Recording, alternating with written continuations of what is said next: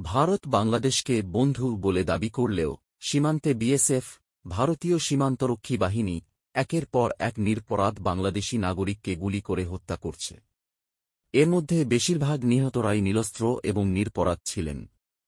তথ্যমতে 2009 থেকে 2024 সালের মধ্যে বিএসএফের গুলিতে বাংলাদেশি নাগরিকের মৃত্যুর সংখ্যা 500-রও বেশি, যা আন্তর্জাতিক মানবাধিকার সংগঠনগুলো সহ গার্ডিয়ান এবং অন্যান্য গণমাধ্যমে উঠে এসেছে।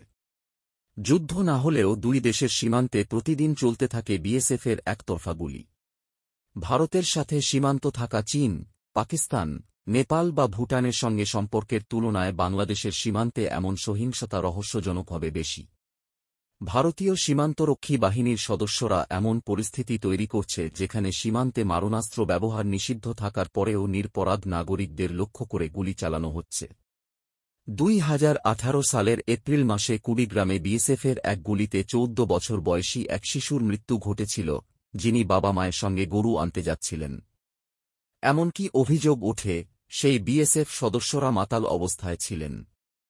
এই ঘটনার পর ভারতের তৎকালীন রাষ্ট্রদূত হর্ষবর্ধন শ্রীংলা সীমান্তে বিএসএফের গুলির ঘটনা তদন্ত করে শাস্তির আশ্বাস দিয়েছিলেন, কিন্তু এই হত্যাকাণ্ডগুলো নিয়ে কখনোই যথেষ্ট পদক্ষেপ নেওয়া হয়নি। মানবাধিকার সংগঠনগুলো বলছে, বিএসএফের গুলি চালানোর অধিকার কোনোভাবেই নেই এবং সীমান্তে হত্যার ঘটনা কোনোভাবেই রোধ করা হচ্ছে না। 2011 সালে ফেলানীর হত্যার পর ভারত সরকার সীমান্তে গুলি চালানো বন্ধ করার প্রতিশ্রুতি দিলেও বাস্তবতা ভিন্ন।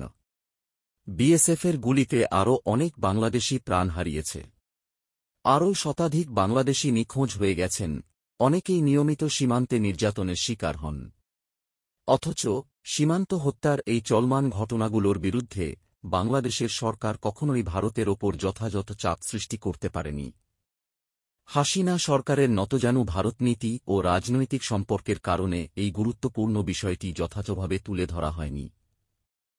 এমন পরিস্থিতিতে বাংলাদেশিদের মনে স্বভাবতই প্রশ্ন ওঠে, ভারতের সাথে বাংলাদেশের তথাকথিত এই বন্ধুত্বের মানে কি? পরবর্তী আপডেট পেতে চ্যানেল সাবস্ক্রাইব করে বেল আইকনটি চালু করে রাখুন।